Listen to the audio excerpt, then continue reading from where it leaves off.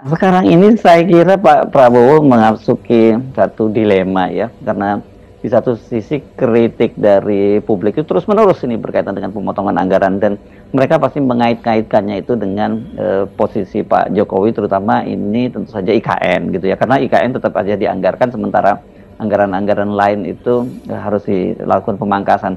Sementara Pak Prabowo merasa juga ini ada kesan orang mau memisahkan, mendorong-dorong dia berpisah dengan Pak Jokowi. Nah, ini yang menurut saya dilema yang sejak awal kita sudah bisa identifikasi, karena di satu sisi Pak Prabowo harus memenuhi janjinya yang selalu bicara bahwa semua anggaran itu harus berpijak kepada kepentingan rakyat. Sementara ini kalau kita ngomongin IKN kan nggak ada kait mengaitnya dengan kepentingan rakyat, nih lebih pada kepentingannya Jokowi. Memang memusingkan sekaligus menjengkelkan kritik publik hari-hari ini terhadap konsistensi kebijakan pemangkasan itu tuh.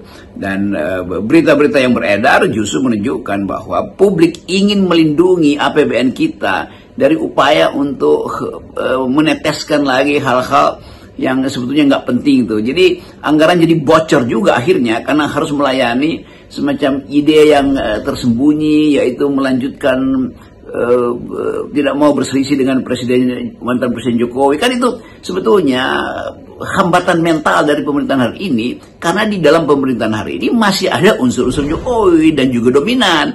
Itu kira-kira yang membuat Pak Prabowo menjadi sangat peka kalau isu Jokowi dipisahkan dari Prabowo itu terus-terus diucapkan oleh publik. Kan publik nggak mungkin berhenti mengucapkan itu selama publik merasa bahwa Pak Prabowo kok tidak otonom ya. Kan itu intinya kan. Jadi justru energi publik itu diarahkan untuk melindungi Prabowo, memagari Prabowo dari intrusi kepentingan-kepentingan yang berbasis pada kepentingan Presiden Jokowi. Dan publik melihat itu. Ini bukan analis yang berupaya ngompori. Kalau analis ngompori yang ada gunanya tuh kalau publik tidak menyetujui argumen dari para analis atau para kritisi kan.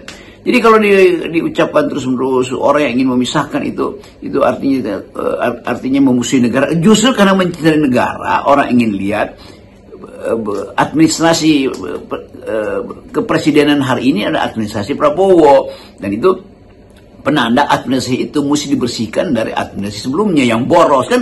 Itu dasarnya tuh. Jadi kalau terus-menerus dicurigai ada yang hendak memisahkan Prabowo dan Jokowi, ya itu artinya ada orang yang sangat kuat untuk memisahkan kimia politik mereka. Siapa? Ya tanya aja pada partai-partai yang ada di dalam koalisi kan.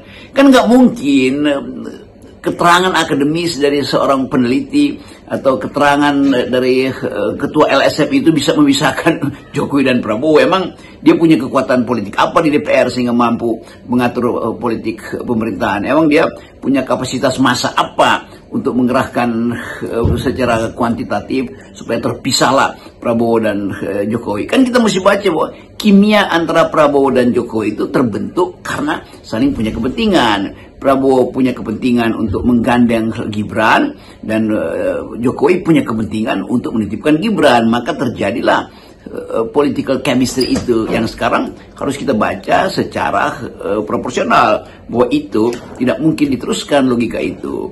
Karena apa? Ya karena tadi trade off antara keinginan untuk meneruskan aspek-aspek perjanjian politik dibatasi oleh keterbatasan anggaran. Kan itu kan yang sering kita bahas di FNN, bahwa ambisi politik pada akhirnya akan dibatasi oleh anggaran, oleh APBN.